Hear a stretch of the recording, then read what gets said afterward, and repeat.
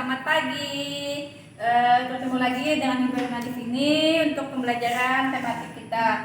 Hari ini hari Selasa 11 Agustus 2020. Pembelajaran bahasa Indonesia. Sebelum kita memulai pelajaran kita pada pagi ini, alangkah baiknya kalau kita berdoa dulu ya. Berdoa sesuai dengan agama dan kepercayaannya masing-masing. Berdoa dimulai. Doa selesai.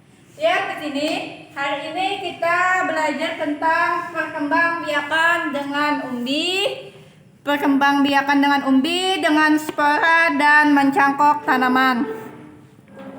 Anak-anak Ibu bisa lihat pada buku LKS-nya halaman 96, 97, 100 dan 103. Silahkan lihat buku LKS-nya. Sudah dilihat? Kalau sudah, lihat di sini. Perkembangbiakan dengan umbi. Umbi adalah organ tumbuhan yang mengalami perubahan ukuran dan bentuk sebagai akibat perubahan fungsinya.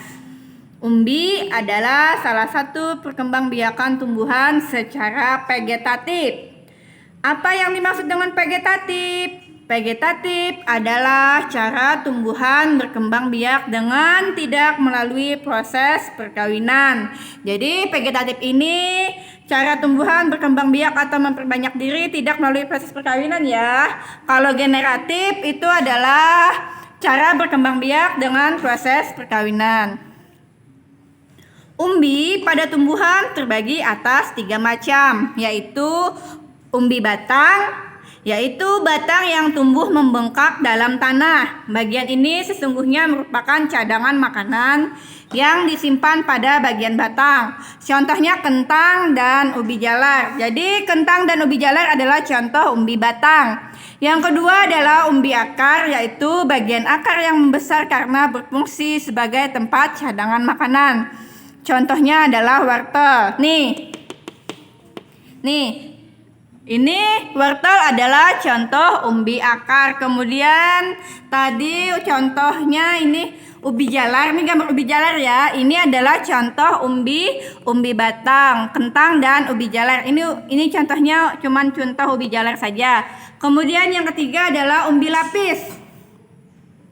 Umbi lapis yaitu umbi yang berlapis-lapis dan tumbuh tunas di tengahnya. Contohnya adalah bawang nih. Bawang, bunga bakung, dan bunga tulip. Ini adalah contoh umbi lapis. Kemudian yang kedua adalah perkembangbiakan dengan spora.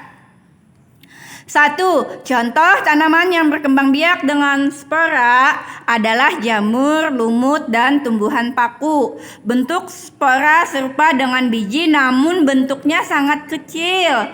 Jadi tidak bisa dilihat dengan mata, tetapi hanya dapat dilihat dengan alat yang namanya mikroskop. Spora berasal dari sel yang berubah fungsi menjadi alat perkembangbiakan. Nih, contohnya ya.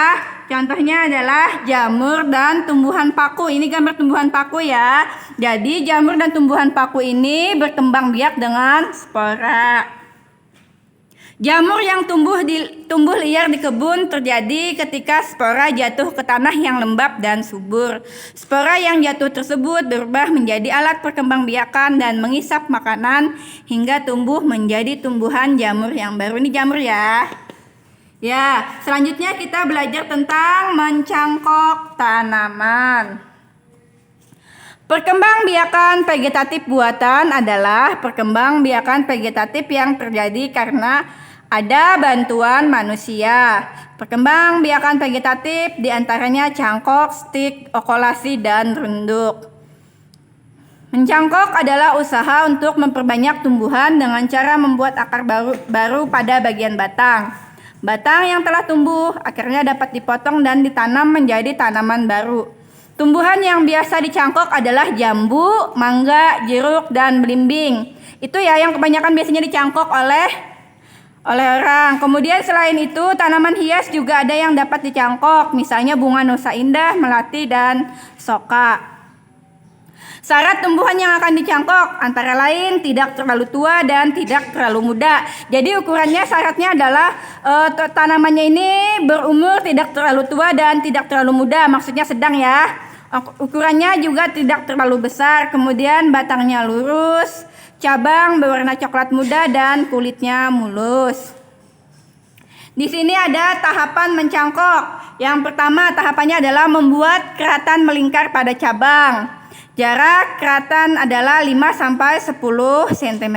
Yang kedua, mengupas kulit batang dan membersihkan kambium sehingga kelihatan kayu yang melender.